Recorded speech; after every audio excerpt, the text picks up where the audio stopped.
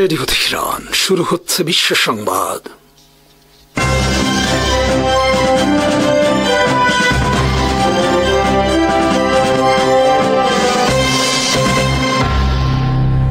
শুরুতেই সংবাদ শিরোনাম। নেতানিয়াহুর বিরুদ্ধে গ্রেফতারি পরোয়ানা জারি নিয়ে তোলপাড় পশ্চিমা বিশ্বে। যুক্তরাষ্ট্র সহ পশ্চিমাদের সাথে নতুন দ্বন্দ্বের সূচনা তুরস্কের। প্রশংসা মুসলিম বিশ্বের। চীনা নেভিতে যুক্ত হল তৃতীয় বিমানবাহী রণতরী ফুজিয়ান। সমুদ্রে যুক্তরাষ্ট্রকে নতুন চ্যালেঞ্জ চীনা নেভির। মিয়ানমারের বিদ্রোহীদের সাথে বিশ্বাসঘাতকতা চীনের। জান্তা সরকার ক্ষমতায় টিকে থাকার জন্য মিয়ানমারকে তুলে দিয়েছে চীনের হাতে। আরাকান ঘিরে নতুন সম্ভাবনা ও ঝুঁকি বাংলাদেশের জন্য। গাজায় গণহত্যা ও মানবতা বিরোধী অপরাধের অভিযোগে ইসরায়েলের প্রধানমন্ত্রী বেঞ্জামিন নেতানিয়াহু সহ ৩৬ জনের বিরুদ্ধে গ্রেফতারি পরোয়ানা জারি করেছে তুরস্ক। শুক্রবার তুরস্কের চিফ প্রসিকিউটর অফিস এই পরোয়ানা জারির কথা ঘোষণা করে। ইস্তানবুল কোর্ট অফ পিস তুরস্কের ফৌজদারি অপরাধের বিধান অনুসারে এই পরোয়ানা জারি করে। পরোয়ানায় বলা হয়েছে, ইসরায়েল গাজায় জাতিগত নিধনের অংশ হিসেবে পদ্ধতিগতভাবে গাজায় গণহত্যা ও মানবতা বিরোধী অপরাধ, নির্বিচার ধ্বংস সহ জঘন্য সব অপরাধ পরিচালনা করেছে অত্যন্ত ঠান্ডা মাথায়। এই পরোয়ানা জারির মাধ্যমে ইসরায়েলের সাথে তুরস্কের তিক্ততার নতুন এক অধ্যায় শুরু হলো। কেবল ইসরায়েল নয়, যুক্তরাষ্ট্র সহ ইসরায়েলের সমর্থনকারী পশ্চিমা বিভিন্ন দেশের সাথেও কূটনীতির ক্ষেত্রে বড় ধরনের ঝুঁকি নিল তুরস্ক। তুরস্ক ন্যাটোর সদস্য। পরোয়ানা জারি করা অন্য ইসরায়েলি উচ্চ পদস্থ কর্মকর্তাদের মধ্যে রয়েছেন ইসরায়েলের প্রতিরক্ষা মন্ত্রী ইসরায়েল কাটস, নিরাপত্তা মন্ত্রী বেন গাভির, সেনাপ্রধান জেনারেল ইয়াল জামিন এবং নেভি কমান্ডার ডেভিড সারসালামা। পরোয়ানা জারির পর তুরস্কের বার অ্যাসোসিয়েশনের সভাপতি ইয়াসিন লামলি এক সংবাদ সম্মেলনে বলেছেন, ইসরায়েল বর্তমানে গোটা মানবতার জন্য হুমকি। গত 2 বছরে তারা গাজা ছাড়াও লেবানন, ইরান, ইরাক, মিশর, ইয়েমেন, তিউনিশিয়া, কাতার, মাল্টা, সিরিয়ায় ব্যাপক ভিত্তিক ধ্বংসাত্মক হামলা চালিয়েছে।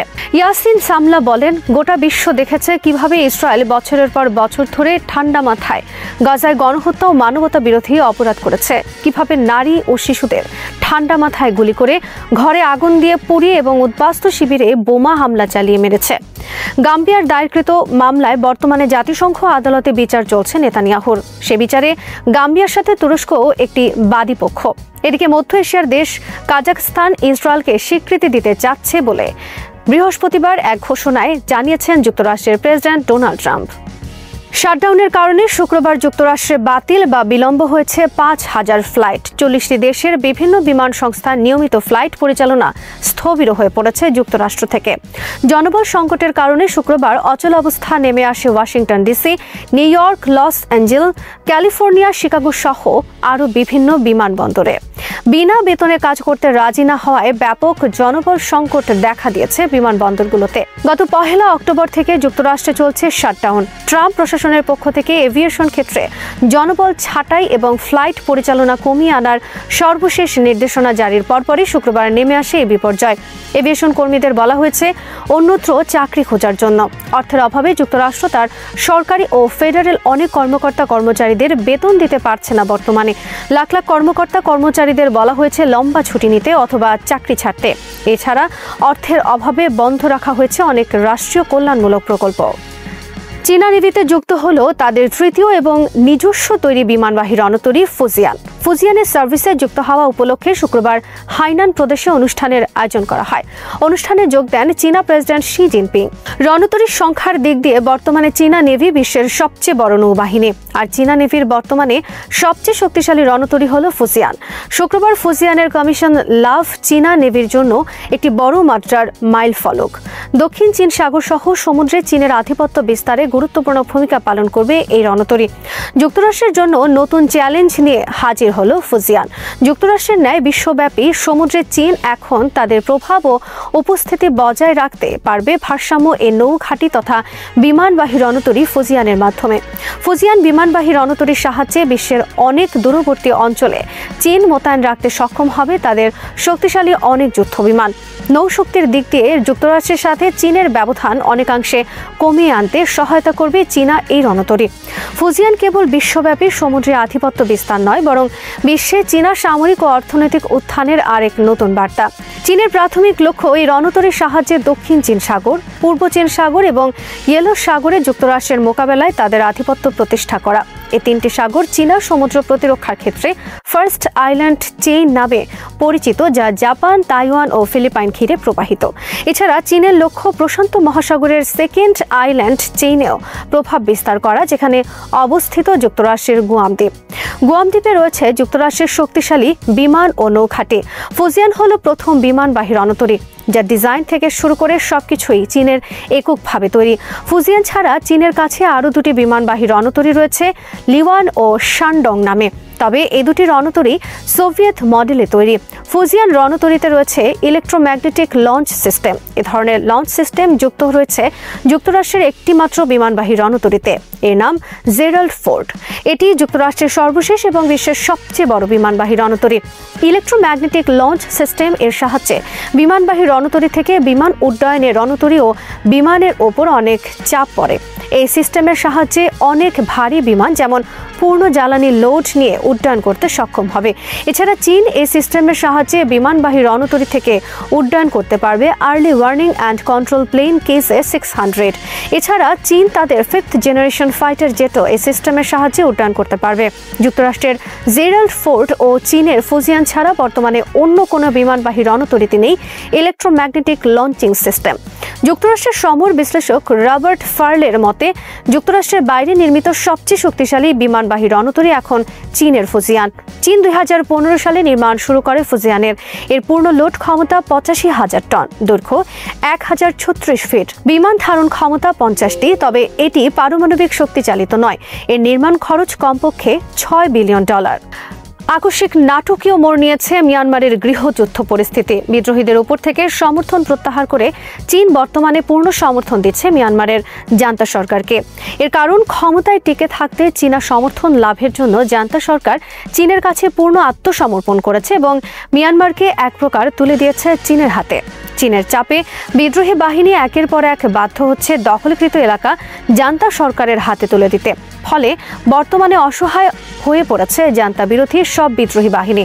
মিয়ানমার জান্তা সরকার চীনকে সব ধরনের সহায়তার অঙ্গীকার করেছে মিয়ানমারের চীনের বেল্ট অ্যান্ড রোড ইনিশিয়েটিভ বা BRI প্রকল্প বাস্তবায়নে। এর আওতায় চীন ইউনান প্রদেশ থেকে আরাকান পর্যন্ত সরাসরি নির্মাণ করবে রেললাইন। আরাকানের কিয়াওপিউতে চীন নির্মাণ করবে গভীর সমুদ্র বন্দর। ফলে মিয়ানমারের মাধ্যমে সরাসরি বঙ্গোপসাগরে আধিপত্য বিস্তারের সুযোগ পাবে চীন। চীন আকস্মিক জান্তা সরকারের পক্ষ নেওয়ায় বর্তমানে দুর্বল হয়ে পড়েছে বাংলাদেশের প্রতিবেশী আরাকান রাজ্যের বিদ্রোহী আরাকান আর্মি। এতে বাংলাদেশের জন্য সম্ভাবনা ও বিপদ দুই রয়েছে, কারণ মিয়ানমার আর্মির মতো আরাকান আর্মিও বর্তমানে কুখ্যাত আর বিরূপ হয়ে উঠছে বাংলাদেশ এবং রোহিঙ্গাদের প্রতি। তবে মিয়ানমারের জান্তা সরকারের প্রতি চীনের আকস্মিক সমর্থনজনিত পরিবর্তিত পরিস্থিতিতে বাংলাদেশের সামনে বড় ধরনের সম্ভাবনা নাকি বিপদ অপেক্ষা করছে তা নির্ভর করছে বাংলাদেশ সরকারের কূটনৈতিক দক্ষতার উপর। থাইল্যান্ড থেকে পরিচালিত ইরাবতী অনলাইনের বিশ্লেষণে বলা হয়েছে, 2024 সালে চীন যদি জান্তা সরকারের পক্ষে হস্তক্ষেপ না করত, তাহলে এতদিন জান্তা সরকারের পতন ঘটত বিদ্রোহীদের হাতে। 2023 সালের অক্টোবর মাসে আলোচিত 3টে বিদ্রোহী বাহিনী মিলে অপারেশন 1027 শুরুর পর একের পর এক গুরুত্বপূর্ণ সব শহরের পতন ঘটতে থাকে। হাজার হাজার জান্তা সেনা আত্মসমর্পণ করতে থাকে। শান রাজ্যের রাজধানী লাসিও দখলের পর আত্মসমর্পণ করে জান্তা সরকারের 6 ব্রিগেডিয়ার জেনারেল। জান্তা সরকারের বিভিন্ন ঘাঁটি দখলের পর বিপুল আধুনিক অস্ত্র লাভ করতে থাকে বিদ্রোহী বাহিনী। গোটা মিয়ানমারের 60% বেশি এলাকার নিয়ন্ত্রণ চলে যায় বিদ্রোহী বাহিনীর হাতে। এই অবস্থায় পতনের দ্বার প্রান্তে পৌঁছে যায় মিয়ানমার সেনা বা জান্তা সরকার। 3টে বিদ্রোহী বাহিনীর একত্র অভিযানের মাত্র 1 বছরের মাথায় যখন জান্তা সরকার গদি হারানোর পথে, তখন চীন এবং রাশিয়া এগিয়ে আসে জান্তা সরকারকে রক্ষায়। মিয়ানমারের জান্তা সরকারের উৎখাতের লক্ষ্যে 2021 সালে সশস্ত্র যুদ্ধ ঘোষণা করে অং সান সুচির দল ন্যাশনাল লিগ ফর ডেমোক্রেসি বা NLD। তাদের সাথে যোগ দেয় মিয়ানমারের সীমান্তবর্তী সব সশস্ত্র বিদ্রোহী বাহিনী, যারা গত 60 থেকে 70 বছর ধরে স্বাধীনতা ও স্বায়ত্তশাসনের লক্ষ্যে কেন্দ্রীয় সরকারের বিরুদ্ধে যুদ্ধ করে আসছিল। 2023 সালে রাখাইনের আরাকান আর্মি, শান রাজ্যের তাং ন্যাশনাল লিবারেশন আর্মি এবং সাবেক বার্মার Myanmar National Democratic Alliance Army, এই 3টি বিদ্রোহী বাহিনী মিলে গঠন করে 3 ব্রাদারহুড অ্যালায়েন্স। এরপর তারা একসাথে ঝাঁপিয়ে পড়ে জান্তা সরকারের বিরুদ্ধে। বিদ্রোহীদের ওপর থেকে এভাবে আকস্মিক সমর্থন প্রত্যাহার করে কুখ্যাত জান্তা সরকারের প্রতি সর্বাত্মক সহায়তা নিয়ে এগিয়ে আসার ঘটনাকে মিয়ানমারের বিভিন্ন বিদ্রোহী গ্রুপ চীনকে বিশ্বাসঘাতক হিসেবে আখ্যায়িত করেছে। বিদ্রোহী বাহিনী যখন তাদের বিজয় অভিযানে সফলতার তুঙ্গে, তখন তাদের থেকে সমর্থন প্রত্যাহার করে নিল চীন। চীনের চাপের কারণে ইতোমধ্যে বিদ্রোহীরা জান্তার হাতে ফিরিয়ে দিয়েছে শান রাজ্যের রাজধানী লাসিও সহ আরও বিভিন্ন গুরুত্বপূর্ণ শহর। বিজয় অভিযান থেমে গেছে মান্দালয়, সিতয়ের সহ আরও বিভিন্ন অঞ্চলে। বিভিন্ন বিদ্রোহী বাহিনী চীনের চাপে বাধ্য হচ্ছে যুদ্ধবিরতি কার্যকর করতে। বাংলাদেশের প্রতিবেশী আরাকানে আরাকান আর্মির উত্থান ঘটায় বাংলাদেশ ও মিয়ানমার সম্পর্কে এক জটিল পরিস্থিতি তৈরি হয়। আরাকান আর্মি বাংলাদেশের সহায়তা চাইলেও ভারতের প্রতি নতজানু আওয়ামী লীগ সরকার আরাকান আর্মির বিরুদ্ধে গিয়ে কুখ্যাত মিয়ানমার জান্তা সরকারের পক্ষে অবস্থান নেয়। এমনকি মাফিয়া সরকার শেখ হাসিনা কিছু রোহিঙ্গাদের বাধ্য করে মিয়ানমার জান্তা সরকারের পক্ষে যুদ্ধ করার জন্য। অপরদিকে মিয়ানমার জান্তা সরকারও সেখানে থাকা রোহিঙ্গাদের বাধ্য করে আরাকান আর্মির বিরুদ্ধে যুদ্ধ করার জন্য। এ অবস্থায় আরাকান আর্মি রোহিঙ্গাদের উপর গণহত্যা শুরু করে মিয়ানমার আর্মির ন্যায়। ফলে গত 2 বছরে প্রায় 2 লাখ রোহিঙ্গা নতুন করে বাংলাদেশে আশ্রয় নিয়েছে। বর্তমানে আরাকান আর্মি তীব্র রোহিঙ্গা বিরোধী এবং বাংলাদেশ বিরোধী অবস্থানে চলে গেছে। তবে তাদের সহ অন্যান্য বিদ্রোহী বাহিনীর উপর থেকে চীনা সরকার সমর্থন প্রত্যাহার করে নেওয়ায় বিপদে পড়েছে আরাকান আর্মি সহ সব বিদ্রোহী বাহিনী। একই সাথে আরাকানে উত্থান ঘটেছে আরাকান আর্মির বিরুদ্ধে রোহিঙ্গাদের সশস্ত্র বাহিনী আরাকান রোহিঙ্গা সালভেশন আর্মি। এই অবস্থা বাংলাদেশের জন্য নতুন করে অনুকূল পরিবেশ সৃষ্টি করেছে আরাকান ঘিরে। বিশ্লেষকদের মতে, যেহেতু রোহিঙ্গাদের আরাকানে ফেরত যাওয়ার কোনো সহজ উপায় নেই, তাই বাংলাদেশ সরকারের উচিত তাদেরকে প্রশিক্ষণ দিয়ে যোদ্ধা হিসেবে আরাকানে ফেরত পাঠানোর ব্যবস্থা করা, যাতে তারা যুদ্ধ করে নিজেরা নিজেদের এলাকা উদ্ধার করতে পারে। গাজা যুদ্ধবিরতির পরও আগুনের ছায়া ঘন হয়ে আছে ভূমধ্যসাগরের তীরে। অক্টোবর 10 তারিখে ঘোষিত যুদ্ধবিরতি মুহূর্তে স্বস্তি এনে দিয়েছিল, একটি ক্ষণস্থায়ী শান্তির আশ্বাস। কিন্তু জাতিসংঘের সাম্প্রতিক জরিপে দেখাচ্ছে গাজার অর্ধেক পরিবারের কাছে খাদ্যপ্রাপ্তির অবস্থা একই বা আরও খারাপ। ইসরায়েল অবরোধ অব্যাহত রেখেছে, মানবিক সাহায্যের প্রবেশ সীমিত করেছে এবং যুদ্ধবিরতির নামেই চলছে নিয়ন্ত্রিত দমন নীতি। যুদ্ধবিরতির পরও ইসরায়েলি সেনারা গাজায় হামলা চালিয়ে 3 জনকে হত্যা করেছে এবং গাজা সিটিতে শিশুদের গুলিতে আহত হওয়ার খবর পাওয়া গেছে। যুদ্ধবিরতির ঘোষণার পর নিহতের সংখ্যা বেড়ে অন্তত 236 জনে পৌঁছেছে। বাস্তবতা বলছে ইসরায়েল এই যুদ্ধবিরতিকে কৌশলগত অস্ত্র হিসেবে ব্যবহার করছে, যেন শান্তি শব্দটি হয়ে উঠেছে সামরিক কৌশলের অংশ। হামাস সম্প্রতি এক জটিল অনুসন্ধান অভিযানের পর 3 জন ইসরায়েলি বন্দীর মরদেহ হস্তান্তর করেছে, আর ইসরায়েল পাল্টা 45 জন ফিলিস্তিনি বন্দীর মৃতদেহ ফিরিয়ে দিয়েছে। মানবিকতার এই লেনদেন যুদ্ধের নির্মমতার চূড়ান্ত উদাহরণ। 1 বছরের বেশি সময় ধরে চলা এই যুদ্ধে নিহত ফিলিস্তিনির সংখ্যা 68,558 ছাড়িয়েছে, আহত 1,70,000-এর বেশি। অন্যদিকে 2023 সালের 7 অক্টোবর হামাসের হামলায় ইসরায়েলে নিহত হয় 1139 জন এবং প্রায় 200 জন বন্দী হয়। এই পরিসংখ্যান এক অসম যুদ্ধের প্রতিচ্ছবি, যেখানে এক পক্ষে সর্বাধুনিক প্রযুক্তি সম্পন্ন সেনাবাহিনী, অন্য পক্ষে অস্তিত্ব রক্ষার সংগ্রামে লিপ্ত একটি অবরুদ্ধ জনগোষ্ঠী। কিন্তু এই যুদ্ধ শুধু বোমা বা বন্দুকের নয়, এটি এক নৈতিক যুদ্ধে পরিণত হয়েছে, যেখানে মানবতা পরাজিত এবং কূটনীতি বিজয়ী হয়েছে। গাজার এই মানবিক বিপর্যয়ের প্রতিধ্বনি এখন যুক্তরাষ্ট্রেও পৌঁছে গেছে, যেখানে ক্যালিফোর্নিয়ার নতুন অ্যান্টি-সেমিটিজম আইন নিয়ে শুরু হয়েছে মত প্রকাশের স্বাধীনতা নিয়ে বিতর্ক। গভর্নর গ্যাভিন নিউসম স্বাক্ষরিত আইনটি ইহুদি শিক্ষার্থীদের বৈষম্য থেকে রক্ষা করার দাবি করছে, কিন্তু বাস্তবে এটি ইসরায়েল বিরোধী মত প্রকাশকে অপরাধে পরিণত করার শঙ্কা তৈরি করেছে। আমেরিকান আরব অ্যান্টি ডিসক্রিমিনেশন কমিটি এডিসি আইনের বিরুদ্ধে মামলা করেছে, দাবি করছে আইনটি অস্পষ্ট এবং সাংবিধানিকভাবে মত প্রকাশের স্বাধীনতার পরিপন্থী। মামলার এক শিক্ষক জোনা ওলসন বলেছেন যে তিনি তার ছাত্রদের বলেন ইহুদি ধর্ম মানে ইসরায়েল রাষ্ট্রের সমর্থন নয়, কিন্তু এখন তিনি ভয় পাচ্ছেন এই কথাটি অ্যান্টিসেমিটিজম হিসেবে গণ্য হতে পারে। এমনকি কিছু অভিভাবকও আশঙ্কা প্রকাশ করেছেন যে তাদের সন্তানরা আর ফিলিস্তিন, ইসরায়েল বা মধ্যপ্রাচ্যের ইতিহাসের বিকল্প দৃষ্টিভঙ্গি জানতে পারবে না। এই পরিস্থিতি প্রমাণ করে ইসরায়েল সম্পর্কিত আলোচনাও এখন আমেরিকায় এক প্রকার নিষিদ্ধ বিষয়ের রূপ নিয়েছে। মত প্রকাশের স্বাধীনতা যে দেশ একসময় তার গণতন্ত্রের মূল ভিত্তি হিসেবে প্রতিষ্ঠিত করেছিল, এখন সেই দেশে ইসরায়েল সমালোচনা ঝুঁকিপূর্ণ হয়ে উঠেছে। গাজার রক্তাক্ত বাস্তবতা তাই শুধু আরব ভূখণ্ডের সংকট নয়, এটি এখন পশ্চিমা সমাজের বুদ্ধিবৃত্তিক ও নৈতিক সংকটের প্রতিফলন। এদিকে মধ্যপ্রাচ্য, কাতার ও জর্ডান শান্তির মধ্যস্থতাকারী হিসেবে কাজ করছে। দোহায় কাতারের প্রধানমন্ত্রী শেখ মোহাম্মদ বিন আব্দুর রহমান আল থানি এবং জর্ডানের প্রধানমন্ত্রী জাফর হাসান গাজার পরিস্থিতি নিয়ে বৈঠক করেছেন। কাতার বরাবরই হামাস ও পশ্চিমা শক্তিগুলোর মধ্যে এক গুরুত্বপূর্ণ মধ্যস্থতাকারী হিসেবে কাজ করেছে। শেখ মোহাম্মদ স্পষ্ট করে বলেছেন, আঞ্চলিক ও আন্তর্জাতিক সহযোগিতার মাধ্যমে যুদ্ধবিরতি কার্যকর করতে হবে। কাতার বুঝে গেছে কেবল সামরিক বা কূটনৈতিক উদ্যোগ দিয়ে নয়, বরং মানবিক ও অর্থনৈতিক স্থিতিশীলতার মাধ্যমেই গাজায় স্থায়ী শান্তি আনা সম্ভব। অন্যদিকে ইসরায়েলের অভ্যন্তরীণ রাজনীতিতেও দেখা যাচ্ছে গভীর ফাটল। বিরোধী নেতা ইয়ার লাপিড সম্প্রতি আইজাক রবিন হত্যার 30 বছর পূর্তি উপলক্ষে এক অনুষ্ঠানে বলেছেন, নেতানিয়াহুর সরকারের সবচেয়ে বড় পাপ হল ইতামার বেন গাভিরকে অন্তর্ভুক্ত করা। লাপিডের মতে, বেন গাভিরের মতো চরম ডানপন্থী চরিত্রকে মন্ত্রী করা ইসরায়েলি সমাজে বিভাজনের শিকড় স্থাপন করেছে।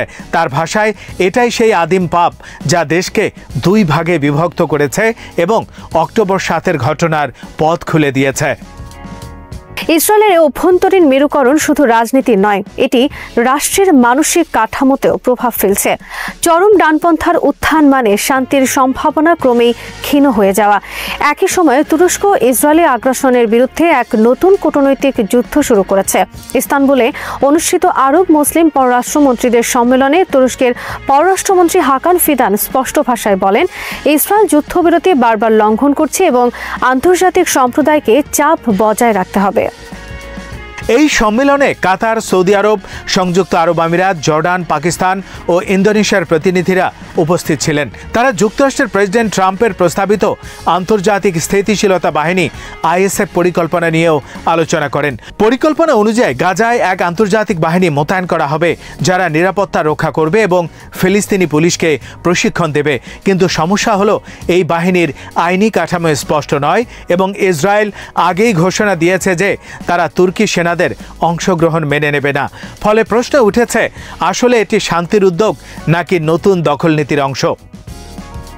জাতিসংঘের সাবেক উপদেষ্টা মিরোস্লাভ জাফিরভ এ বিষয়ে সতর্ক করেছেন, আইএসএফ পরিকল্পনা কার্যকর হতে হলে আন্তর্জাতিক আইনের অধীনে স্পষ্ট সংজ্ঞা থাকতে হবে, অন্যথায় এটি কেবল এক রাজনৈতিক কৌশল। বাস্তবে দেখা যাচ্ছে ট্রাম্পের এই পরিকল্পনা ইসরায়েলকেই নিরাপত্তার প্রধান নিয়ন্ত্রক হিসেবে রাখছে। নেতানিয়াহু নিজেই বলেছেন, ইসরায়েল ভবিষ্যতেও নিরাপত্তা দায়িত্ব পালন করবে। অর্থাৎ গাজা হয়তো প্রশাসনিকভাবে পরিবর্তিত হবে, কিন্তু ক্ষমতা থাকবে আগের হাতে। এই পরিস্থিতি স্পষ্টতই এক ধরনের শান্তির ছদ্মবেশে দখল নীতি। জাতিসংঘ জানিয়েছে, অক্টোবর 10 থেকে 31 তারিখ পর্যন্ত গড়ে প্রতিদিন মাত্র 145টি সাহায্যবাহী ট্রাক গাজায় প্রবেশ করেছে। চুক্তিতে নির্ধারিত সংখ্যার 1/4। এর মানে গাজার অর্ধেক জনগণ এখনও পর্যাপ্ত খাদ্য, ঔষধ এবং পানি পাচ্ছে না। উত্তর গাজায় সেপ্টেম্বরের মাঝামাঝি থেকে কোনো খাদ্য কনভয় ঢোকেনি। জাতিসংঘের জরিপ বলছে, অর্ধেক পরিবার যুদ্ধবিরতির পরও খাদ্য সংকটে ভুগছে। বাস্তবিক অর্থে এই শান্তি গাজাবাসীর জন্য অবরোধেরই আরেক রূপ। জাতিসংঘ মহাসচিব অ্যান্তোনিও গুতেরেস দোহায় কাতারি প্রধানমন্ত্রীর সঙ্গে বৈঠকে কাতারের ভূমিকার প্রশংসা করেছেন। তিনি বলেছেন, 2 রাষ্ট্র সমাধানের দিকে রাজনৈতিক দিগন্ত খুলতে হবে। কিন্তু 2 রাষ্ট্র সমাধানের এই পুরনো ধারণা এখন প্রায় অচল, কারণ পশ্চিম তীরে প্রতিনিয়ত নতুন বসতি গড়ে উঠছে। জেরুজালেম ক্রমেই ইহুদি রাজধানী হিসেবে প্রতিষ্ঠিত হচ্ছে, আর ফিলিস্তিনের প্রশাসনিক কাঠামো ভেঙে পড়ছে। আন্তর্জাতিক সমাজ এখনও 2 রাষ্ট্র ধারণাকে জীবিত রাখছে কেবল কূটনৈতিক ভদ্রতার খাতিরে। বাস্তবে এটি আর কার্যকর নয়।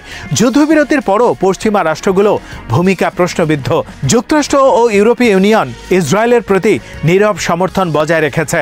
ইসরায়েলের আত্মরক্ষার অধিকার নামের এই তত্ত্বই আজ আন্তর্জাতিক ন্যায়ের ধারণাকে প্রশ্নবিদ্ধ করছে। এক পক্ষে আত্মরক্ষার অধিকার থাকলে অন্য পক্ষের বাঁচার অধিকার কোথায়? হাসপাতাল, স্কুল, মসজিদ ধ্বংসের পরও আন্তর্জাতিক আদালত কিংবা জাতিসংঘের নিষ্পত্তি অনুপস্থিত। ফলে দেখা যাচ্ছে মানবিক বিপর্যয় এখন নতুন স্বাভাবিকতা। গাজা এক বন্দি ভূখণ্ড নয়, বরং এক পরীক্ষাগার, যেখানে মানবতা ও আন্তর্জাতিক আইনের সীমা প্রতিনিয়ত পরীক্ষা হচ্ছে। যুদ্ধবিরতি এখন আর শান্তির প্রতিশব্দ নয়, এটি হয়ে উঠছে সমন্বিত নিয়ন্ত্রণের নতুন উপায়। ইসরায়েল সামরিক অভিযান থেকে সরে গিয়ে এখন অর্থনৈতিক অবরোধ, খাদ্য নিয়ন্ত্রণ, সাহায্য বিলম্ব ও প্রশাসনিক প্রভাবের মাধ্যমে একই লক্ষ্য অর্জন করছে, একটি জনসংখ্যাকে ধীরে ধীরে ভেঙে ফেলা। এই নতুন কৌশলকে বলা যায় নীরব গণহত্যা। আর পশ্চিমা দেশগুলো এই প্রক্রিয়াকে নীরবে সমর্থন করছে তাদের রাজনৈতিক স্বার্থের কারণে। যুক্তরাষ্ট্রের নতুন আইএসএফ পরিকল্পনা, ক্যালিফোর্নিয়ার অ্যান্টিসেমিটিজম আইন, ইউরোপের নীরবতা সবই এই প্রবণতার প্রতিফলন। অস্ত্রের যুদ্ধ হয়তো থেমে গেছে, কিন্তু বিবরণের যুদ্ধ চলছেই। এখন গাজা শুধু একটি রক্তাক্ত মাটি নয়, বরং এক আয়না, যেখানে আধুনিক সভ্যতার মুখ দেখা যায়। সেই মুখে আজ লজ্জা নেই, আছে কূটনীতি, ক্ষমতার অহংকার এবং মানবতার প্রতি ঠান্ডা উদাসীনতা। গাজার শিশুরা আজ যে নীরবতায় বাঁচছে তা আসলে গোটা বিশ্বের বিবেকের নীরবতা। যুদ্ধবিরতি তাই এখানে সমাপ্তি নয়, বরং নতুন অধ্যায়, যেখানে শান্তি নামের একটি ছায়ার নিচে চলছে ধীরে ধীরে মৃত্যু, ক্ষুধা আর দমন নীতির চর্চা। গাজা আজ কেবল ফিলিস্তিনের নয়, এটি মানবতার সম্মিলিত পরাজয়ের প্রতীক, যেখানে রক্তের দাগ মুছে ফেলার মতো কোনো যুদ্ধবিরতি নেই। রুশ প্রেসিডেন্টের পারমাণবিক অস্ত্র পরীক্ষার ঘোষণায় নড়ে চড়ে বসেছে ট্রাম্প। রাশিয়া ধীরে ধীরে যেভাবে সারা বিশ্বে প্রভাব বিস্তার করছে, তাতে বিশ্ব নেতৃত্বে যুক্তরাষ্ট্রের ভূমিকা চাপের মুখে পড়েছে। মার্কিন প্রেসিডেন্টের পারমাণবিক অস্ত্র পরীক্ষার ঘোষণার পরেই পুতিনের পক্ষ থেকেও একই ঘোষণা আসে। পারমাণবিক শক্তিধর দুই দেশের পাল্টাপাল্টে পরীক্ষামূলক অবস্থানে বিশ্বজুড়ে আলোচনায় এখন পুতিন ও ট্রাম্প। ক্রেমলিনে রুশ মন্ত্রীদের রুদ্ধদ্বার বৈঠকের পর পুনরায় পারমাণবিক অস্ত্র পরীক্ষার সিদ্ধান্ত নিয়েছেন পুতিন। পুতিন তার বিবৃতিতে উল্লেখ করেন, মার্কিন প্রেসিডেন্টের পারমাণবিক অস্ত্র হুমকির কারণে মস্কোর এই পদক্ষেপ। তার মতে রাশিয়া পাল্টা ব্যবস্থার জন্য পুরোপুরি প্রস্তুত। রুশ প্রেসিডেন্ট এ সময় পররাষ্ট্র মন্ত্রণালয় ও প্রতিরক্ষা মন্ত্রণালয়কে পারমাণবিক অস্ত্র পরীক্ষার প্রস্তুতির জন্য পূর্ণ মনোযোগ দিতে বলেন, যা উঠে আসে রাশিয়ার রাষ্ট্রীয় সংবাদ সংস্থা তাসের প্রকাশিত খবরে। এর আগে মার্কিন প্রেসিডেন্ট ডোনাল্ড ট্রাম্প 33 বছর পর তার দেশের পারমাণবিক নীতিতে পরিবর্তন আনেন, যেখানে মার্কিন প্রতিরক্ষা দপ্তরকে পারমাণবিক অস্ত্র পরীক্ষার পুনরায় নির্দেশ দেন তিনি। এতে করে সবার মধ্যে আশঙ্কার কালো মেঘ জেঁকে বসে। বিশ্বকে 150 বার ধ্বংস করার পারমাণবিক অস্ত্র আছে যুক্তরাষ্ট্রের হাতে, যেখানে রাশিয়া ও চীনের পারমাণবিক অস্ত্র যুক্তরাষ্ট্রের সাথে প্রতিযোগিতাপূর্ণ নয়। বিশেষজ্ঞদের মতে ট্রাম্পের এই বক্তব্য পুতিনকে চ্যালেঞ্জ ছুড়ে দিয়েছে। And I think that thing is going to end. সম্প্রতি দুই দেশের পারমাণবিক অস্ত্রের সংখ্যা প্রকাশ করে প্রতিবেদন তৈরি করেছে আল জাজিরা, যেখানে তারা জানায় মস্কোর হাতে বর্তমানে 5459টি পারমাণবিক ওয়ারহেড রয়েছে, যার মধ্যে 16টি সক্রিয়ভাবে মোতায়েন করা। যুক্তরাষ্ট্রের কাছে রয়েছে 5550টি পারমাণবিক ওয়ারহেড, যেখানে সক্রিয়ভাবে মোতায়েন করা রয়েছে 3800টি। I'm trying to get or secured because Europe is given $100 billion. বিশ্লেষকদের ধারণা, বিশ্বের 3 পারমাণবিক শক্তিধর দেশের মধ্যে যেভাবে পারমাণবিক অস্ত্রের প্রতিযোগিতা শুরু হয়েছে, তাতে যে কোনো সময় সংঘাত শুরু হতে পারে। ভারতকে দায়ী করা হচ্ছে অক্টোবরে পাকিস্তান ও আফগান সীমান্তে প্রাণঘাতী সংঘর্ষের জন্য। সংঘর্ষের পর পাকিস্তানের প্রতিরক্ষা মন্ত্রী অভিযোগ করেন সংঘর্ষের পেছনে ভারত রয়েছে। ভারত সেখানে উপস্থিত না থাকলেও প্রতিরক্ষা মন্ত্রীর অভিযোগ, ভারত তালেবান নেতৃত্বের ওপর প্রভাব বিস্তার করে এই হামলা চালিয়েছে। পাকিস্তানের প্রতিরক্ষা মন্ত্রী আরও অভিযোগ করে বলেন, ভারত পাকিস্তানের সঙ্গে সীমিত যুদ্ধ চালাতে চায় এবং কাবুলকে তার হাতিয়ার হিসেবে ব্যবহার করছে। তবে পাকিস্তান এই অভিযোগের কোনো প্রমাণ উপস্থাপন করেনি। বিশ্লেষকরা বলছেন, আফগান সীমান্তে সংঘাতের জন্য ভারতের উপর দোষ চাপানোই পাকিস্তানের নতুন কৌশল। সীমান্ত সংঘর্ষের সময় পাকিস্তানের প্রতিরক্ষা মন্ত্রী অভিযোগ করে বলেন, তালেবান ভারতের কোলে বসে আছে। তালেবান এই অভিযোগ অস্বীকার করেছে। বিশেষজ্ঞরা বলছেন, ভারতের সঙ্গে তালেবানের ঘনিষ্ঠ সম্পর্কই পাকিস্তানের উদ্বেগ বাড়িয়েছে। ভারত পাকিস্তানের কূটনৈতিক ও মানবিক উপস্থিতি আগের তুলনায় শক্তিশালী হয়েছে। সাম্প্রতিক ভূমিকম্পের পর ভারতের পক্ষ থেকে 15 টন খাদ্য সামগ্রী পাঠানো হয়েছিল। পাশাপাশি ভারতের পররাষ্ট্রমন্ত্রী জয়শঙ্কর তালেবান নেতার সঙ্গে ফোনে কথা বলেন। পাকিস্তানের নিরাপত্তা বিশ্লেষকরা বলছেন, আফগানিস্তানে ভারতের এই সক্রিয় ভূমিকা ইসলামাবাদকে আরও সতর্ক করেছে এবং পাকিস্তানের নিরাপত্তার জন্য নতুন চ্যালেঞ্জ তৈরি করছে। পাকিস্তান ভারত সীমান্ত এখন উত্তপ্ত। মে মাসের সংঘর্ষের পর উভয় দেশ অস্ত্র ও সামরিক প্রস্তুতি জোরদার করেছে। ভারতের প্রতিরক্ষা মন্ত্রী রাজনাথ সিং সিক্রিক অঞ্চলের কঠোর পদক্ষেপ নেওয়ার হুমকি দিয়েছেন। পাকিস্তানের সেনাপ্রধান জেনারেল আসিম মুনিরও সমানভাবে কঠোর সতর্কবার্তা দিয়েছেন। পাকিস্তানের সংবাদ মাধ্যমগুলো আফগান সীমান্ত সংলগ্ন বালুচিস্তান ও খাইবার পাখতুনখোয়া সহিংসতা বাড়ার জন্য ভারতকে দায়ী করছে।